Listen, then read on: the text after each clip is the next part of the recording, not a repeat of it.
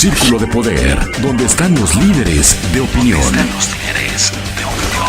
Círculo de Poder, donde están los líderes de opinión. Gracias por acompañarnos. Esto es Círculo de Poder, donde están los líderes de opinión. Y el día de hoy nos acompaña en esta mesa de análisis el diputado local Javier García. ¿Cómo estás, diputado? Gracias por aceptar la invitación, como siempre. Gusto, gracias por invitarme. Este espacio, como siempre. Muy amable. Oye, diputado, bueno, esta entrevista ya tenía un tiempo que la estábamos tratando de generar. Por temas de agendas nos había complicado, pero la verdad es que eres un referente, hay que decirlo como tal, en el Congreso del Estado. Lo que se ha vivido con la 54ª legislatura, precedida de la 53ª, que dejó muchos rezagos. Para mí, hasta el día de hoy, la peor legislatura en la historia, y que esperemos que ahí se quede. La verdad es que las iniciativas trascendentes que realmente transitaron no tenían representatividad, ni siquiera un fin benéfico para la sociedad, o por lo menos así lo percibimos. Y cuando entra la 54ª legislatura con una estafeta tan alta, de pronto, y siendo muy sinceros, te lo digo, teníamos expectativa de que todo iba a cambiar a lo mejor demasiado rápido, pensando en una inercia que venía, sobre todo que la coalición Juntos Haremos Historia había arrasado con las diputaciones y que era un bloque mayoritario que obviamente de manera implícita asumíamos que iba todo a transitar. De pronto como que se empantana. Pues ha habido el reajuste en el tema de las comisiones y todo este asunto, y lo primero que quiero preguntarte a título personal, ¿cuál es el balance legislativo que tú consideras hasta el momento? Pues mira, yo creo que en la 54 legislatura ha habido altibajos importantes, y me parece que, siendo autocríticos, todavía a estas alturas le quedamos a deber a la ciudadanía. Hubo un primer periodo de sesiones donde la productividad estuvo muy baja en términos de resultados tangibles a los ciudadanos y las ciudadanas de Morelos.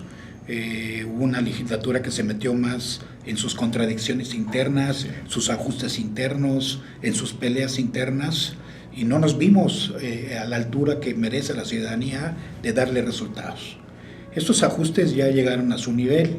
Me parece que ahorita ya en el segundo periodo de sesiones estamos visualizándonos más hacia afuera que hacia los propios intereses, tanto de los grupos parlamentarios como de las fracciones.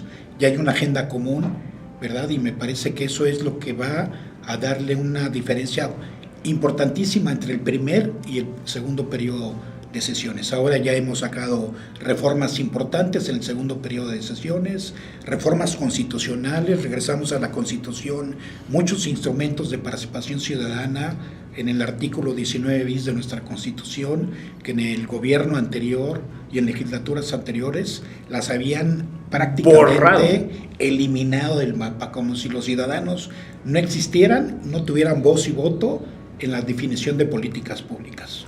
Ahora esta legislatura ya aprobó regresar todos los instrumentos de participación ciudadana al 19 bis, a la Constitución, y ahora lo que tenemos que hacer nada más es reglamentarlo a partir de las leyes secundarias. Eso es un avance muy importante. Reformamos la ley orgánica de la Fiscalía General del Estado, donde le quitamos la pensión vitalicia al fiscal, regresamos lo que tiene que ver con la Procuraduría de Defensa del Menor, sí, y los albergues al DIF, a su estado inicial, ¿verdad? Le quitamos también candados para hacer futuras reformas, porque había un candado que teníamos que consultar a la Comisión de Reformas de la Fiscalía. Ya no es obligatorio consultarla, sino únicamente notificarle. Es decir, estamos respetando la autonomía, pero restituyendo equilibrios sanos de poder. Nada de exageraciones ni abusos. Fíjate que en su momento Andrés Manuel López Obrador, hace como meses, y lo mencionamos aquí, dijo que la cuarta transformación iba caminando al país. El tema real es que yo decía que alguien le avisara que aquí en Morelos está empantanada, sobre todo en un forcejeo evidente entre el legislativo y el ejecutivo, pero sobre todo en el legislativo. Incluso hay el radio pasillo de que Andrés Manuel López Obrador en su momento vino aquí a llamarle la atención, ustedes sabrán si sí o no, al bloque de la cuarta transformación, ¿no? Que como él lo está abanderando, porque no caminaba en Morelos. De pronto la expectativa era muy alta, y entonces de pronto bien hablas de un letargo. El primer periodo la verdad fue decepcionante. Se habla de 3 iniciativas que se aprobaron, se veía muchísimo más en el tema de todo el tema de comisiones, asuntos que realmente como sociedad a lo mejor no dimensionamos, pero que la prioridad para el legislativo, o aparentemente para nosotros, no era la misma agenda social que la del legislativo. Entonces de pronto la sociedad decía, bueno, esta es ¿dónde está la cuarta transformación? O peor que esto, diputado, esa es la cuarta transformación, porque quedó mucho a deber, ¿no? Sí, afortunadamente ya rescatamos la coalición, estamos trabajando en mucha coordinación entre el Partido Encuentro Social, el Partido del Trabajo y nosotros como legisladores de Morena. Estamos trabajando ya en un bloque muy importante al interior del Congreso, con el PRI, con el PAN, con el Partido Humanista. Estamos haciendo un equipo que estamos visualizando una agenda común y estamos en una relación muy coordinada con el Ejecutivo, y eso es lo que nos está dando muchísimos resultados, más productividad. Aprobamos una iniciativa del Ejecutivo que tiene que ver con modificaciones al Código Penal local, donde se incrementan las penas por diferentes causales de homicidio. Y acuérdate que en el estado ahí se ha incrementado el robo de autos, también se incrementaron las penas en robo de autos, las narcomantas. Hemos estado avanzando muy bien en ese tema.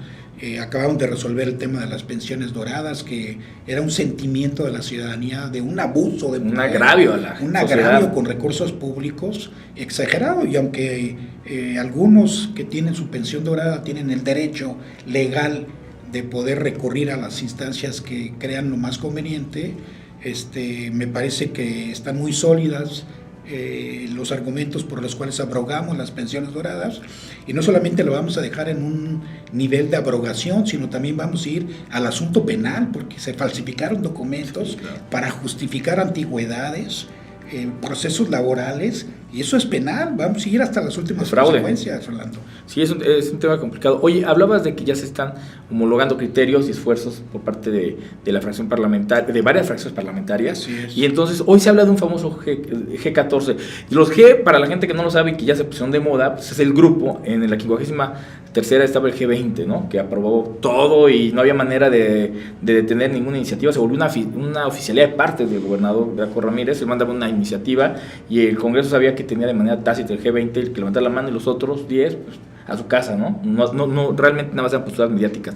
Ahora se habla de un famoso G14, de 14 diputados de 20 que están caminando con una agenda. Hay diputados que abiertamente lo han expresado, que se están moviendo a fines a complacer intereses particulares, no de la sociedad, y de pronto nos queda como la ambigüedad de si este G14 hacia dónde está transitando. Se constituyó en el principio de la coalición Juntos Haremos Historia. Esa es la matriz de la recomposición, que somos 12. 11 somos, porque se suma el Partido Humanista, se suma el PRI y se suma el PAN.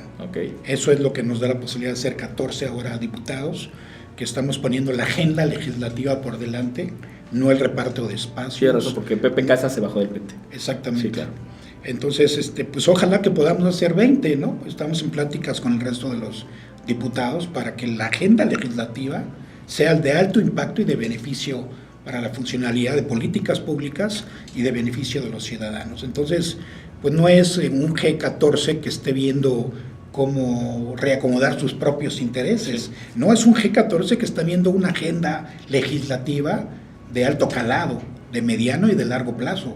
Estamos trabajando para que de aquí al 2021, cuando dejemos nosotros ya la legislatura, entreguemos buenas cuentas. Nos dimos cuenta que perdimos un periodo, 6 meses de improductividad, pues entonces lo que queremos es adelantar toda una agenda que nos permita entregar buenos resultados, y en lugar de ser la peor legislatura, que seamos la mejor legislatura, que le dé muestras a la ciudadanía con resultados tangibles de la capacidad que se tiene cuando estamos pensando más en los ciudadanos que en los grupos partidarios o en los propios intereses de los diputados. Fíjate que igual que lo mencionas, el tema de la aspiración a mejorar los fallidos trabajos de las legislaturas pasadas, porque aquí en este espacio, incluso en su momento, cuando se posterga el tema y el debate del presupuesto, que ya había pasado de enero, yo le decía a uno de los diputados, oye, es que es inadmisible, y dice, no, históricamente, con Sergio Estrada se fueron a abrir, y dije, no, bueno, la idea no es quién puede hacerlo peor, sino cómo optimizar. Entonces, en ese sentido de ideas, quiero preguntar,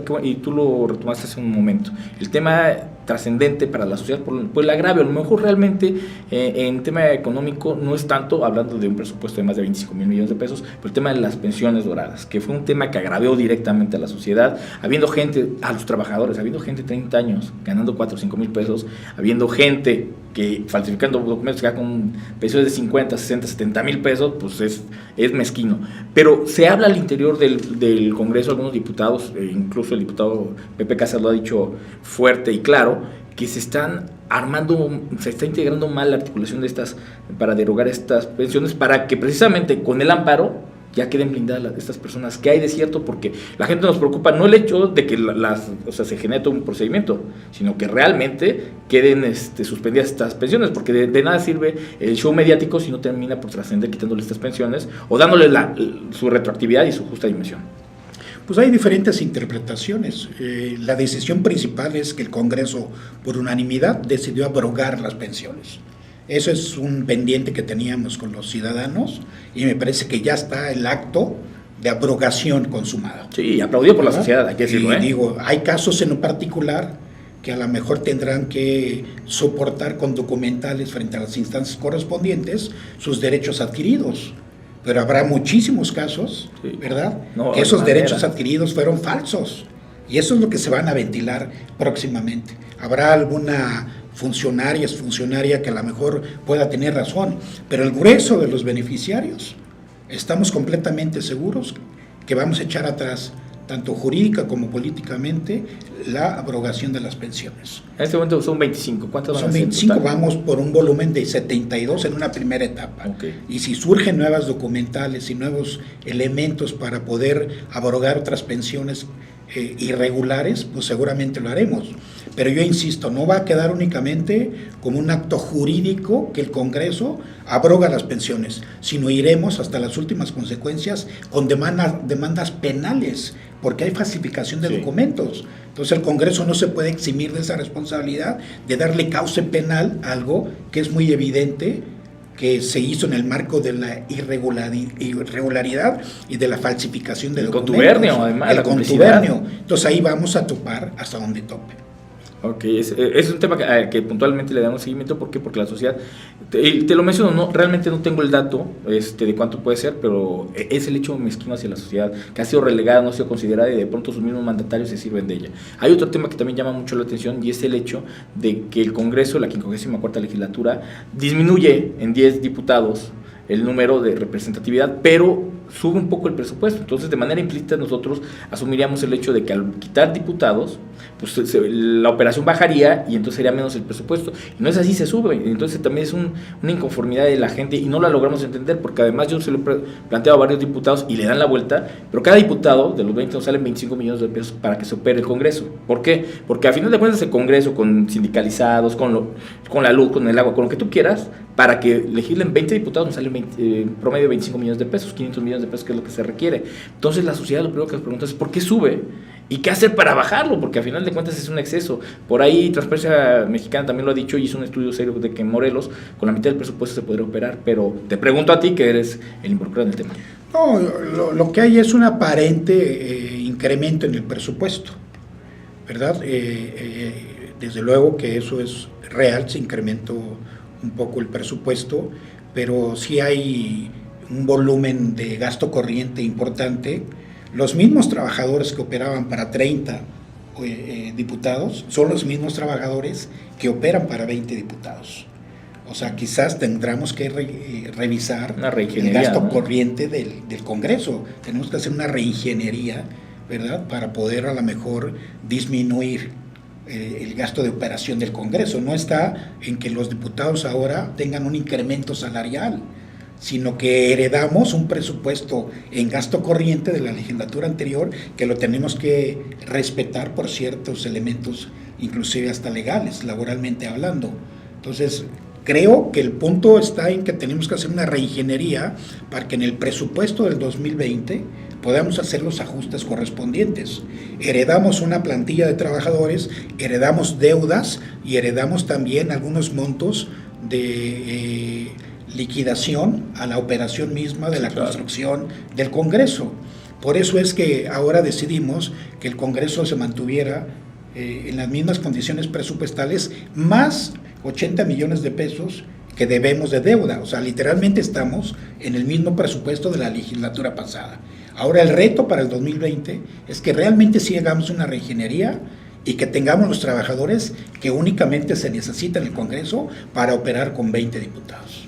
Hay entonces una ruta trazada, por lo menos contemplada, para generar este ahorro al final, porque al final de cuentas, como dices tú, son deudas heredadas que de alguna manera, y con este aumento, pues se van a liquidar, pero sí entonces están contemplando seriamente el que de alguna manera se pueda bajar el presupuesto del Congreso. Yo creo que sí, tenemos todas las condiciones para que a la hora de revisar ya la propuesta del paquete económico 2020 podamos disminuir el presupuesto del Congreso, ajustarlo y hacer desde ahorita una ruta financiera que nos permita ir disminuyendo la plantilla de trabajadores. Oye, diputado, por último, no quiero dejar de pasar esta pregunta. ¿Hacia dónde debe transitar la 54ª legislatura para volverse un órgano de representatividad de la sociedad? Porque hoy no lo hay, hoy mucha gente no se siente representada con sus diputados, es muy ambigua, lo platicábamos, la agenda legislativa a lo mejor no va empalmada de la agenda social, la ciudadana, y la gente cuando vota por un diputado, que lo primero que espera es representatividad, ¿no? Y que sus problemas, chiquito o grande, dicen que el problema más grande es el propio, no importa el tamaño,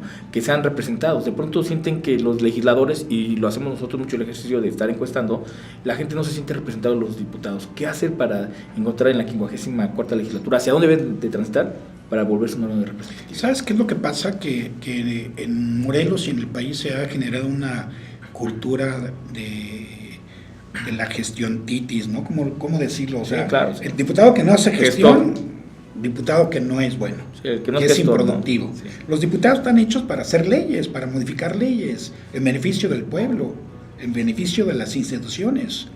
Entonces, si dejamos de hacer gestión, ya no ven los ciudadanos, ¿verdad?, al diputado como un diputado con arraigo, con resultados concretos. Pero si hacemos leyes importantes y no las sabemos comunicar, claro, pues entonces se complica todavía la percepción que tienen los ciudadanos sobre los diputados. Yo creo que la ruta que debemos implementar es ser muy productivos en la tarea principal que tenemos de legislar, ¿verdad?, por el bien de los ciudadanos, saberlo comunicar bien, pero sobre todo creo que necesitamos hacer un Congreso abierto, un Congreso que tengamos una agenda muy clara. Sí, claro. Y que tengamos una consulta permanente con los ciudadanos pie a tierra, con los sectores productivos, ¿verdad?, con los sectores representativos de los diferentes ámbitos a nivel social en el Estado. Nos falta hacer un Congreso de puertas abiertas, de mayor consulta ciudadana, ¿verdad?, para poder empatar las grandes transformaciones que requiere el Estado. Y que llegue a la cuarta transformación y que todo el país espera. La cuarta transformación sobre hechos. Diputado Javier García, te agradezco como siempre la pluralidad, la frontalidad hacia los temas, y te pido que posteriormente nos vengas a venir retroalimentando precisamente porque acabas de mencionarlo bien. El tema, no es implícito que el tema del trabajo se refleje, hay que también estar rendiendo y no esperarnos a nuestro informe de actividades anual. ¿Por qué? Porque la sociedad está expectante de qué está pasando en el Congreso, porque de una u otra manera la vida legislativa del país y obviamente del Estado pues, se permea en los recintos legislativos y a final de cuentas ahí se generan las leyes que nos rigen. Pues te agradezco mucho que nos hayas invitado y que sea la primera de muchas invitaciones, porque yo creo que sí es importante que estemos por medio de ustedes muy cercano a las ciudadanas y los ciudadanos, sobre todo de lo que estamos haciendo en el Congreso en bien de ustedes. Diputado, como siempre te agradezco. Es tu casa. Mucho, gracias. Gracias. Eso es Círculo de Poder, continuamos. Círculo de Poder, donde están los líderes de opinión. Círculo de Poder, donde están los líderes de opinión.